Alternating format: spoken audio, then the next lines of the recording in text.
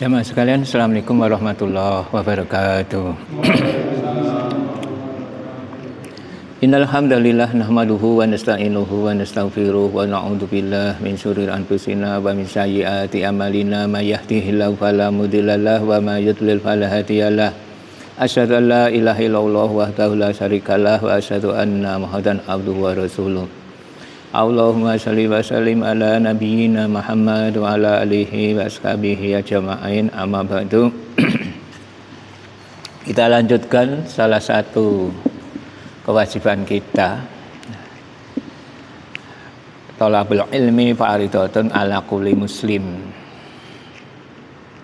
bahwa menuntut ilmu itu wajib bagi setiap muslim sesuai dengan kebutuhan masing-masing, bertingkat-tingkat. Kalau menuntut ilmu untuk dipelajari sendiri atau diamalkan pribadi ya sedikit. Tapi kalau untuk diajarkan pada orang lain ya banyak. Nah, kadangkala usia kita untuk menuntut ilmu saja sudah cukup. Apalagi mencarinya sambil lalu, ya, mencarinya sambil lalu, lebih tidak cukup lagi. Tapi yang penting kita ingat adalah menuntut ilmu itu termasuk sunnah. Ya. Ketika banyak fitnah terjadi, kita oleh para ulama didhawuhkan tetap saja menuntut ilmu, biar tidak ikut terkena fitnah. Karena ilmu itu sendiri solusi. Kalau dilihat idealnya menuntut ilmu terus diamalkan. Idealnya. Tapi ada yang cukup ideal atau kurang ideal. Nah, sekarang pada halaman ini dulu dah belum ya. Tapi diulang juga tidak apa-apa, karena banyaknya yang kita baca itu ya. Halaman 76 itu saja yang kemarin kita amalkan itu pas bulan Ramadan itu, terkait dengan masalah sholat. Nah itu, loh Mas Bekti lang gowoi, bukunya hilang lah Mas. Oh lah, Mas Mei Mas, halaman 76. Barang siapa sholat, ya. Man sholat Godata. Man sholat fi jama'atin summa Qa'ada yadhkurullaha hatta tatlu'as syamsu summa shalla rak'atain kanat lahu hajatin wa umratin qala Rasulullah sallallahu alaihi wasallam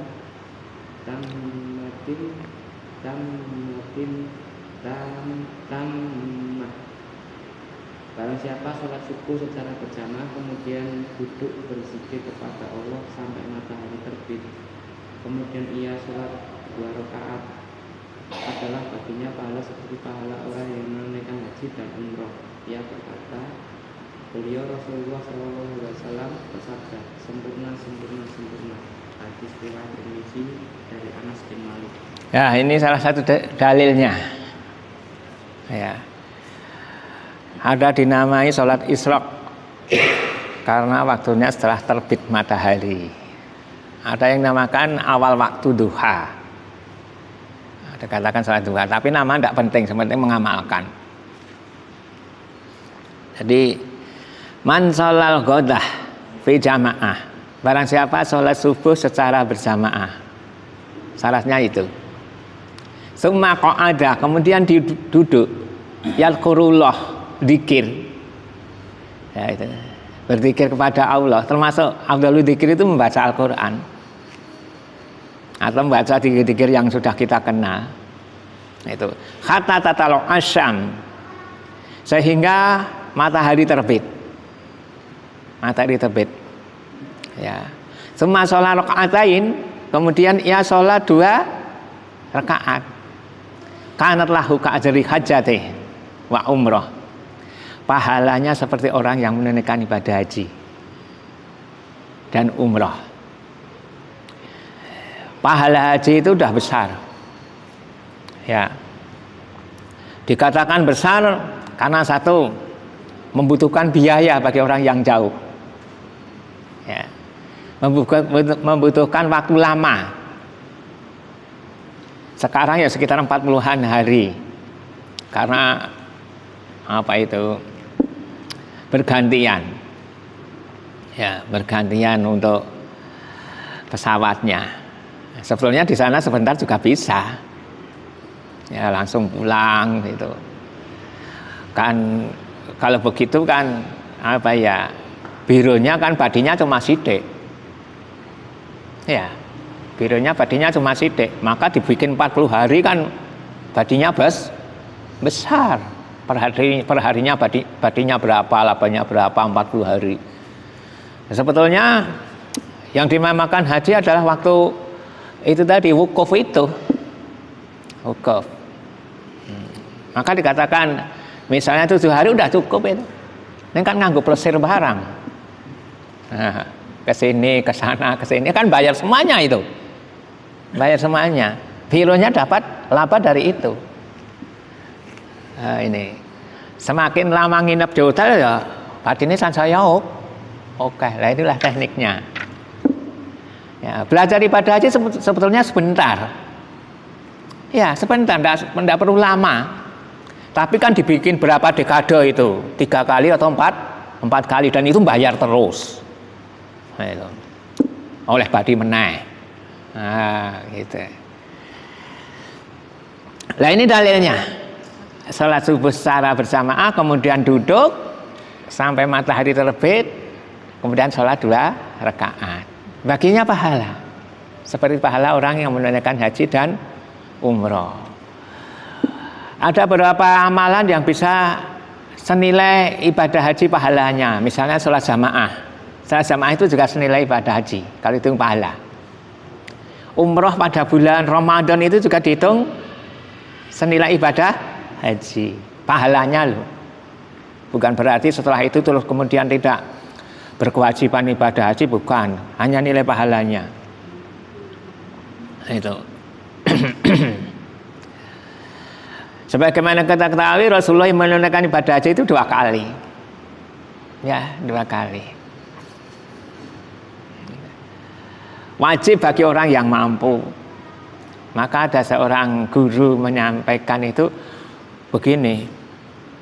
Kalau Anda punya tanah waktu itu senilai 200 juta. Punya tanah senilai 200 juta. Jual tanah itu.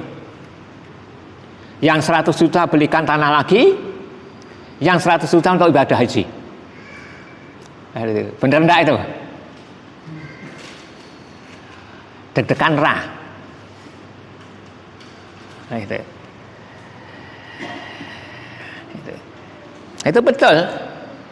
Karena punya tanah itu juga tidak wajib, punya rumah juga tidak wajib. Tapi ibadah haji bisa wajib. Maka kalau seseorang itu punya tanah yang luas kok didiamkan saja, tidak digunakan untuk ibadah, itu rugi. Ya, rugi. Tapi setan kan ngelek-ngelek itu, kaji sawah ya. Nah, ini sebetulnya malah bagus jual sawah untuk ibadah haji. Ini kan yang dia lelek kaji lemah. Nah, itu. Mereka ada lemah. Nah, itulah. Nah, sekarang sudah tidak iya ya, tidak mudah seperti dulu lah. Nggak harus nunggu, saya antri nunggu berapa tahun no. Iya, harus dari lahir daftar sik kok. Nggih. Daftar sik. Itu kalau pengko nek sida mangkat. Nggih, nek sida mangkat kalau saiki. Nggih. Itu. Ya, semula ada kabar nanti berangkat. Wah, itu daftar. Misalnya demikian. Kemudian Rasida mangkat. Itu ya. Namun demikian bisa tertebus dengan ini. Nah, sempurna, tamah. Nah, kita sudah baca dalilnya. Ini hanya salah satu dalil. Dalil yang lain sebetulnya banyak ini. Ya. Kalau dihubungkan dalil dengan orang-orang tua dulu ngajari sholat itu tanpa dalil loh. Nggih, orang tua kita dulu itu mengajari sholat tanpa dalil. Hadis ora mudeng. Nggih, pokoke salate ngene. Ah, gitu. Itu orang tua dulu. Nah, sekarang kan sudah ada dalilnya. Itu. Kemudian coba Mas Bekti nomor 2. Manso fajara thumma jalasa fi musallahu salat alaihi malaikatu wa salatuhum alaihi lahum maghfir lahum arhamhu wa man yanata tandirus salata sholat alaihi malaikatu wa sholatuhum alaihi lahum maghfir lahum marhamhu. Barang siapa sholat fajar kemudian ia tetap duduk di tempat sholatnya, niscaya malaikat akan mendoakannya. Doa mereka adalah, ya Allah ampunilah dia, ya Allah rahmatilah dia. Dan barang siapa menantikan sholat, malaikat akan mendoakannya. Adapun doa mereka kepadanya adalah, ya Allah ampunilah dia, ya Allah rahmatilah dia. Hadis riwayat Ahmad dari Ali. Nggih, itu. Barang siapa sholat fajar kemudian dia duduk di tempat sholatnya, tidak disebutkan nanti sholat tidak, ya, cuma duduk saja. Ya, malaikat akan mendoakannya. Itu. Maka kemarin sudah saya sampaikan, duduk di tempat sholatnya. Tempat sholatnya di sini. Ya duduk di sini. Ya, tidak berubah, tidak bergeser. Maksudnya demikian.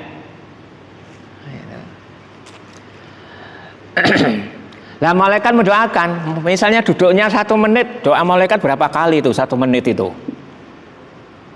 Gitu. Itu bisa 20 kalinan.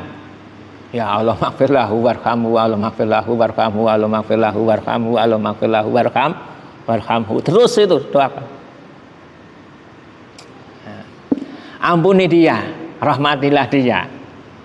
Nah, kok soal rezeki to tat. Kalau sami netra hartono tenan. Nggih. Angger bangsa mambu dhuwit ngontene ndang. Oh, ngoten. Quran aku ngapura ya bola-bali niku. Heeh, anu ditungake gen sugih niku lha niku marga niku wau kelase netra hartono. Mata dhuwit. Dadi sing dipikirke niku untungnya piye, oleh-olehnya apa? Ya, padahal dengan diampuni oleh Allah itu otomatis nanti akan dilancarkan rezekinya sesuai dengan ilmu Allah. Bukan berarti lancar cuma geruduk. Itu sehari 1 miliar, no. Kalau sehari 1 miliar semaput, no. Nggih, malah bingung. Nggih arep metu kok omah malah wedi. Nggih niku.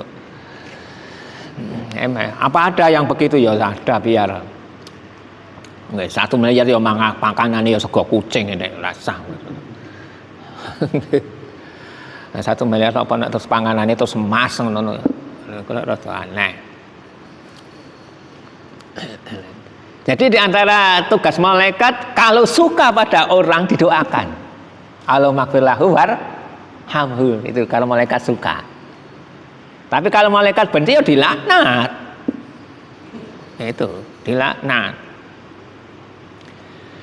Dan barang siapa yang menantikan yang tandiru sholah, nah, itu, menantikan sholat, itu, maksudnya nunggu sholat berikutnya. Ya, kalau amalan-amalan orang dulu itu begitu. Sing diteni kok piye carane sholat engko ngene, ngoten niku wau. Nggih. Pramila sampai dikatakan wong muslim iki nggone telu golekane. Neng masjid, neng omah, neng gawean. Wong muslim. Itu. Nek telu nggon kuwi ra enek berarti ora beres. Mesti lagi jajan. Lah jajan apa? Ngoten niku. Pakai goleki, oh neng masjid. Nggih, neng masjid. Golek lho enten niku. Ngomong ki mboten niku. Oh neng gawean. Tapi gawean kuwi mboten enten niku. Wah, iki jajan iki lagi jajan nih. Galakane itu. Jadi menunggu. Yang belum bisa diamalkan, ya menunggu itu tadi, menunggunya kan dari rumah. Ini beda. Beda. Akan mendoakan. Adapun doa mereka ya sama, ya Allah ampunilah dia, ya Allah rahmatilah dia. Salah seorang sahabat Nabi Abu Darda radhiyallahu anhu itu sebetulnya punya toko kelontong di depan masjid yang larisnya luar biasa. Beliau sambi itu yang ngedoli, yang nunggu dagangan, ya sholat jamaah tidak tertinggal. Tapi apa yang terjadi? Ternyata menurut beliaunya itu dagangannya itu mengganggu, ya mengganggu ibadahnya, sehingga tokonya dan isinya itu jual semuanya biar fokus ibadah. Itu zaman dulu. Nih, pekerjaan mengganggu ibadah. Sekarang ibadah mengganggu pekerjaan. Nggih, sekarang ibadah mengganggu pekerjaan. Itu pramila kula sami ya wis dimaklumi lah keadaane ngaten niki. Ngaten niku wau. Jangankan menuntut ilmu salate kadang kala diundur nganti entek. Nggih mergo mempeng nyambut gawe niku wau. Ya gur mesak kene iki direwangi mempeng nyambut gawe kok ya ora sugih-sugih ngoten niku lho. Lah nek mempeng nyambut gawe terus dadi wong sugih ngoten niku lah wah cocok. Nggih lho, cocok. Terus tumpakane mobil ngoten niku wah cocok iki sing nyambut gawe kadang-kadang. Ngoten niku lho. Nggih tiwas dimempengi nyambut gawe. Itu keadaan kita kadang-kadang demikian. Gitu. Karepe kita itu mumpung karepe itu. Dan itu memang ya ujian bagi kita sekalian. Gitu. Duci dagelane laris ngoten iki piye ngoten niku kok. Nggih. Apa ya sing sregep apa ora ngoten niku. Itu uji gaweane akeh ngono apa ya sing sregep ora ngoten niku. Itu ujian kabeh itu. Nggih. Nek nganggur sregep niku akeh tunggale. Nggih. Itu. Lah sing ndak tahu diri nganggur ora sregep. Lah ini diberi kesempatan nganggur kok malah ora sregep niki salah. Justru pas posisi nganggur digunakan sregep untuk mencari akhirat. Tapi kembalinya pada lingkungan itu tadi ya, lingkungan. Kalau sampeyan ajeng sregep banget dilokke wong resik ngono ya isin. Nah ini orang suci nih. Nah, ini orang bersih nih. Nah, orang hebat nih misalnya niku. Saya mundur. Mas Eka.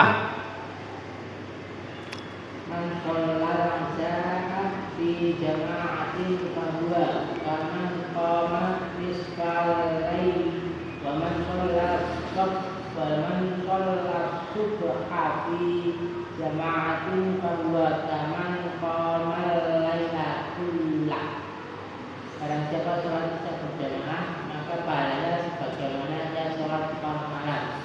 Dan barang siapa sholat subuh berjamaah maka pahalanya sebagaimana dia sholat sepanjang malam. Saudara, riwayat Ahmad. Sudah sering disampaikan. Tapi ini untuk laki-laki loh. Ya, untuk laki-laki sebetulnya. Nah, untuk perempuan tetap di rumah. Ya. Bahkan ulama-ulama sampai membuat apa ya, itu ketentuan. Kalau ada perempuan yang mau sholat di masjid, yang baik itu yang nenek-nenek. Itu, yang simbah-simbah silahkan sholat di masjid. Yang gadis-gadis jangan. Loh, sampai digitukan nih, biar apa? Terhindar dari fitnah. Nih, terhindar dari fitnah sampai digitukan. Nah, simbah-simbah monggo lah, sing tindak masjid monggo. Sing arep ngesir ya sapa? Gitu. Lah itu. Ini gadis-gadis ini kau lebih-lebih yang cantik-cantik wes ini bikin masalah ini kok. Bikin masalah. Maka untuk perempuan itu kalau imamnya keliru kan disuruh cukup bertepuk tangan, bukan subhanallah geger. Gitu. Jadi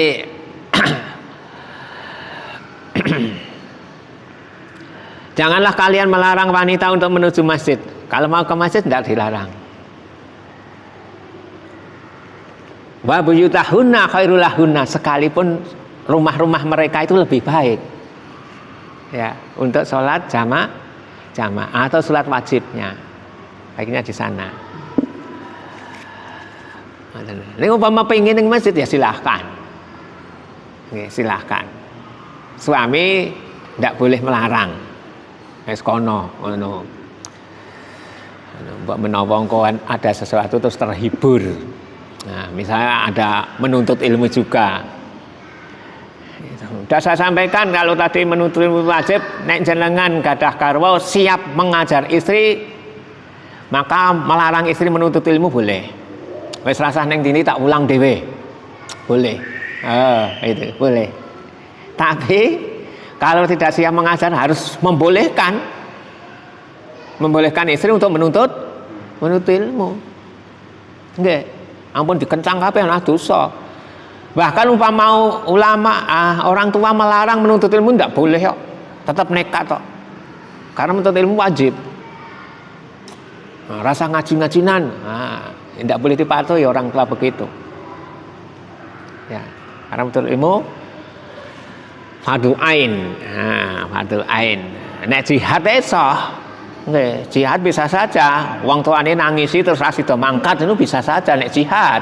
Jihad kan fardhu kifayah. Itu. Fardhu ain itu kalau menyerang pada satu kota. Gitu. Siapa lagi ya? Ya Mas, itu. Lanjutin hadis itu. Man sholat subha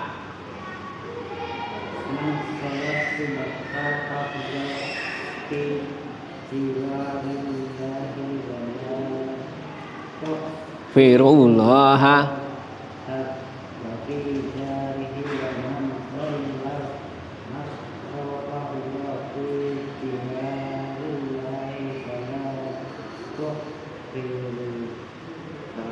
tuhfirullah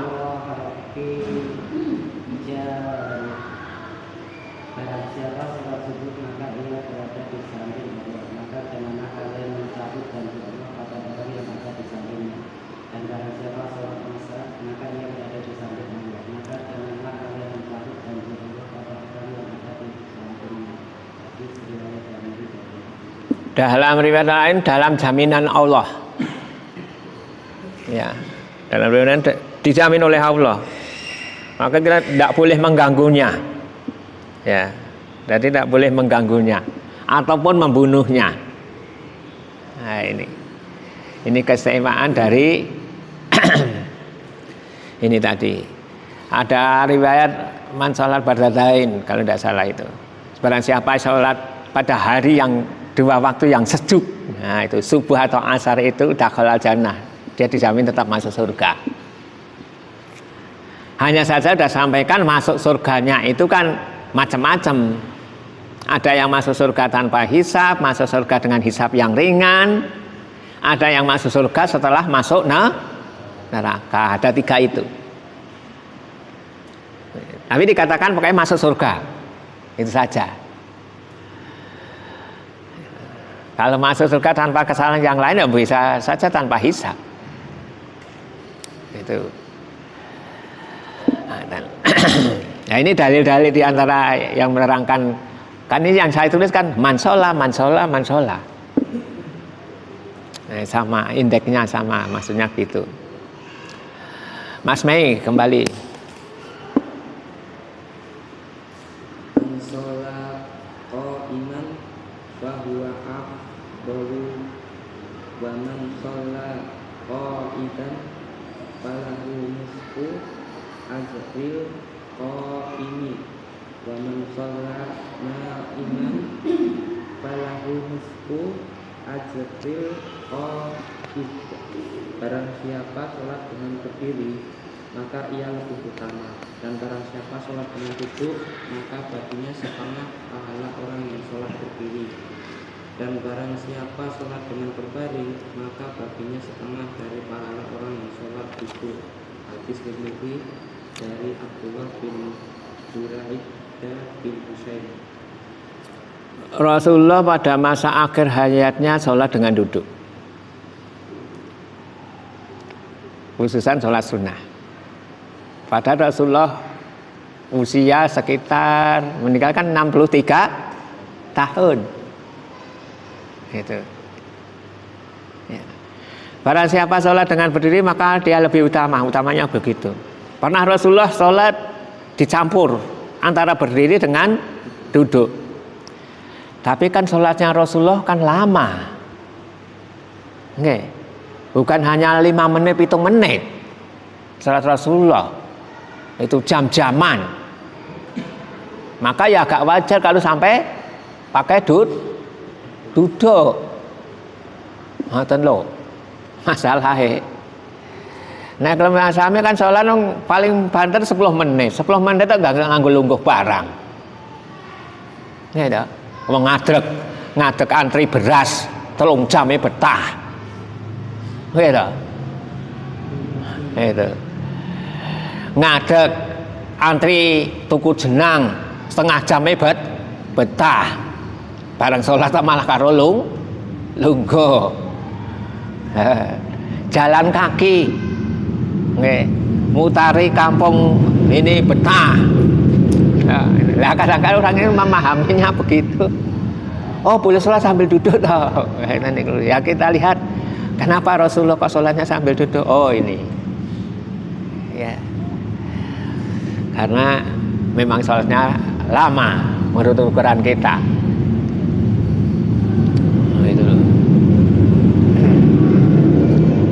Nah, kalau Rasulullah misalnya sholat maghrib bacaannya surat Al-A'raf. Al-A'raf niku ayate dawa banget, pirang halaman niku. Nah, kalau sami diwacake 2 halaman wis keju no. 2 halaman lho. Durung 10 halaman lho. Ngoten niku wau. Lagi dawa sithike dehem bae. Ngoten niku. Grisen nih. Grisen. Nah, ini juga perlu kita ketahui. Ya, kita ketahui semuanya. Ngoten niku wau. Biar nanti kalau ada sesuatu yang demikian kita begini toh. Ngoten niku. Nah, untuk ukuran kelas kita di sini itu masih belum panjang lah. Yang lainnya sudah juz 9 itu ya. Kok juz 9? Juz 29 itu satu surat toh. Iya, satu surat. Itu kita kan satu surat dibagi 4. Ya, padahal ya masjid-masjid yang lain yang bukan daerah sini, ini daerah sini, sekitar sini masih sama kelasnya. Gitu. Tabarak itu sampai rampung rakaat pertama. Nah, nanti nun bertabarak kan surat Al-Qalam itu ya sampai rampung. Kira-kira wanira nih. Nggih, jane wani. Nggih. Imame sing rapal. Dadi makmum penak lho. Nggih, dadi makmum jenenge penak banget kancane akeh. Nggih amin bahwane mung amin tok. Nggih ta? Ngoten niku. Nggih kancane akeh gaweane amin tok. Imame niku sing rada goleke surat apa iki ngoten niku. Engko rada dhewe rada dawa sithik dehem wae. Niku. Nek ora dilatih dawa kaya untul bawang terus. Niku. Niku.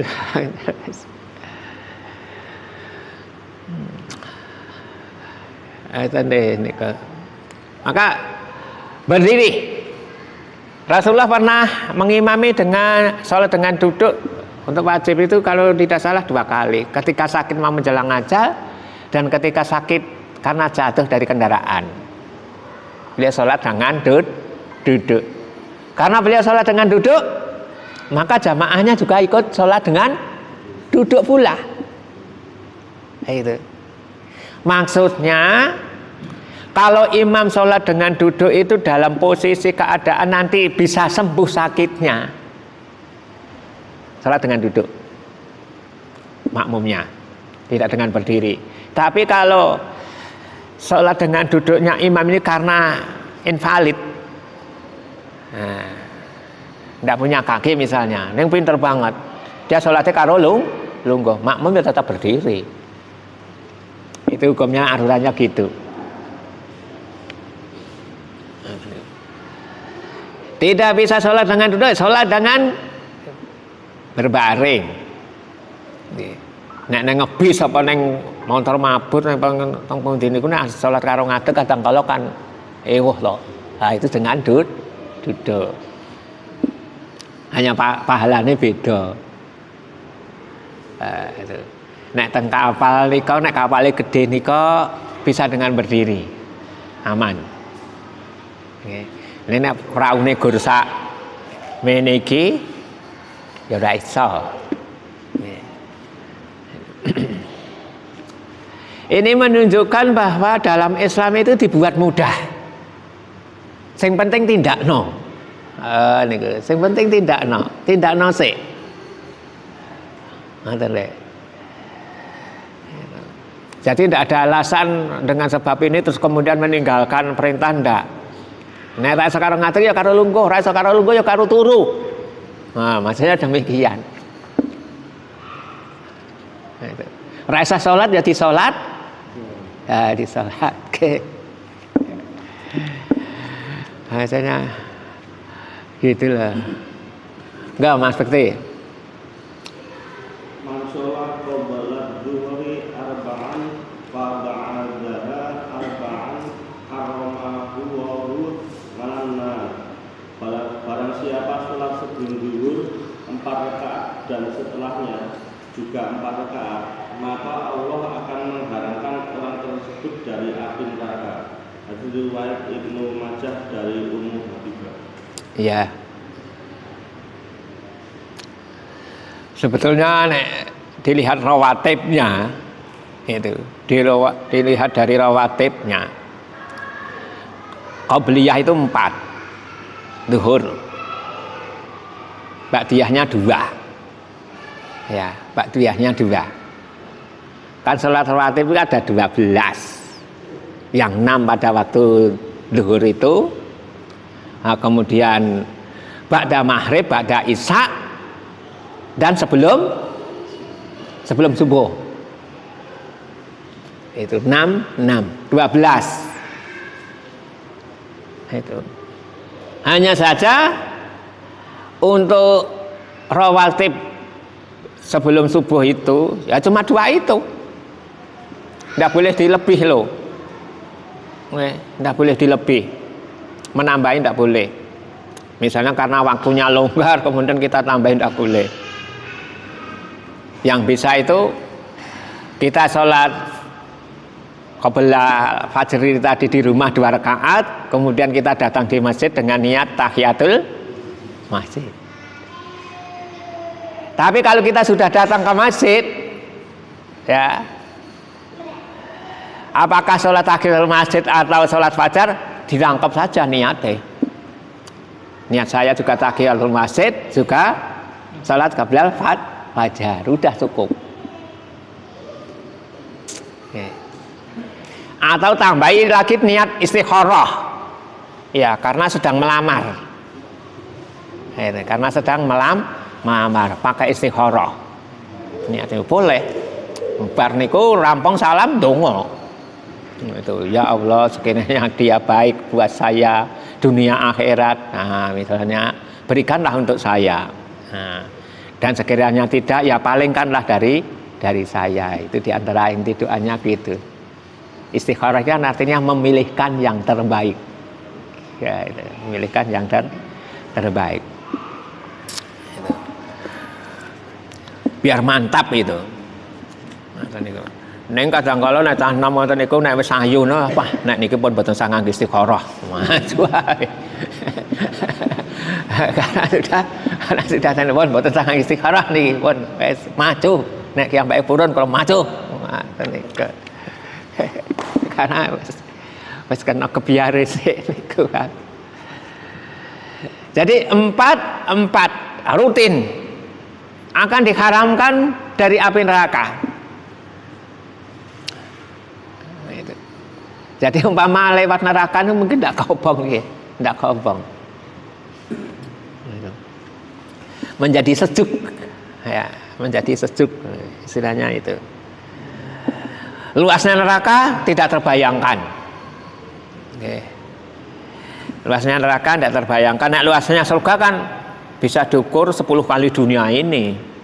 Oke, 10 kali dunia. Luasnya neraka itu wong lagi untune ahli neraka wis sak gunung Uhud. Untune tok durung bokonge. Kowe. Itu padahal isine pirang-pirang miliar neraka niku. Berarti kan jembar banget.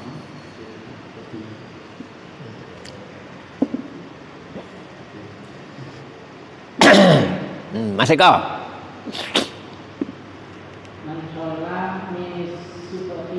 Minas ngalemawan minas subahi mansola minas subahi raqatan tsumma qola'at tola'at samsu fal yusolli qola'at samsu fal yusolli ilaiha ukhra. Dan sholat subuh 1 rakaat kemudian terbit matahari, maka hendaklah yang menyelesaikan rakaat yang lainnya. Ini termasuk keringanan. Nggih. Salate telat tangine. Nih, barang siapa salat subuh 1 rakaat, kebiaran nggih. Nggih, kebiaran pas oleh 1 rakaat terus matahari terbit. Kon lanjutke. Demikian pula ketika salat asar baru 1 rakaat kok matahari suruh melanjutkan. Mungkin suatu saat akan begitu. Nek riyen bari basane kan ngepasi anggar bal-balan kan bengi terus niku. Bal-balan Piala Dunia niku lho. Nek sing seneng nonton bal-balan niku rewangi melek. Itu zaman dhisik zaman tesih enom kula niku ya turu nang masjid to mengke kon gugah sing duwe TV niku kok. Niku nonton bareng. Nggih, masalahe nonton bal-balan nek ijen iki rasik. Nggih, oke ngantuk. Ten mbok ayo mau galkul-galkul ya tetep merem. Ten niku nek gandeng kancane akeh ngoten niku bengok-bengok ngoten niku goblok ngoten melek kabeh niku. Nggih niku. Nggih, nganti ibu-ibu sing nang mburi ngono kan do ngopo to cah. Dan nganti ngingok kok. Mergo apa? Akeh kancane niku wae. Nah, ijen yes merem ora tertarik. Nah itu. Lah ini sampai terlambat. Itu. Maka itu tadi lanjutkan saja. Atau lah bangunnya matahari sudah terbit, tunggu sebentar biar agak ke atas sedikit baru nanti sholat subuh. Karena sholat pas terbit matahari tidak boleh. Ya. Nah ini termasuk keringanan juga. Kan bentuk-bentuk keringanan dari agama kan banyak. Oke. Takut air atau tidak ada air, keringanannya boleh tayamum. Nah itu. Nah, termasuk keringanan itu tadi, tidak bisa sholat dengan berdiri mergo vertigo, ya sholatnya dengan duduk. Duduk dengan bisa dengan itu tadi. Untuk orang yang musafir, ada keringanan berupa pengurangan. Sholatnya kudune papa jadi loro. Ini kan termasuk apa tadi, keringan dari Allah.